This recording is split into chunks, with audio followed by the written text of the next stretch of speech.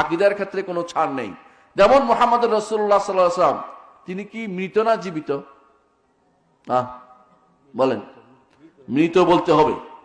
জীবিত আখিরাতের জীবনে জীবিত, দুনিয়ার জীবনে তিনি মৃত। মৃত নাহলে মরা মানুষ, জীবিত মানুষকে কেউ কবরে দেয় না। জীবিত মানুষ কবর দেওয়া জায়েজ নাই, বুঝছেন কিনা? আখিরাতে তার একটা জীবন আছে, সেই জীবনে তিনি জীবিত, কিন্তু দুনিয়ার জীবন হিসেবে তাকে মৃতই বলতে হবে। আল্লাহ বলছেন ইন্নাকা মাইয়াতুন ওয়া ইন্নাহুম মাইয়াতুন। আল্লাহ বলেছেন আফাইম্মাতা ওয়া কুতিলা ইনকালাবতুম আলা আকাবিকুম। সুতরাং বোঝা গেল যে অবশ্যই রাসূল কি দুনিয়ার জীবনে। এখানে উল্টাটা বিশ্বাস করলে ঈমান চলে যাবে। আল্লাহ ছাড়া কেউ চিরঞ্জীব নাই। চিরঞ্জীব হচ্ছে কে? আল্লাহ। ওয়াল হাইয়ুল কাইয়ুম, তিনি, আর কেউ নয়। রাসূল গায়েব জানে কিনা? না। যদি কেউ বলে রাসূল গায়েব জানে, তাহলে সে কি হয়ে যাবে? কাফের হয়ে যাবে। বলতে হবে রাসূলকে আল্লাহ অনেক গায়েবের জ্ঞান দিয়েছেন, এভাবে বলতে হবে। অনেক গায়েবের জ্ঞান দিয়েছেন, কিন্তু সমস্ত কিছু জানিয়েছেন এটা বলা জায়েজ হবে না।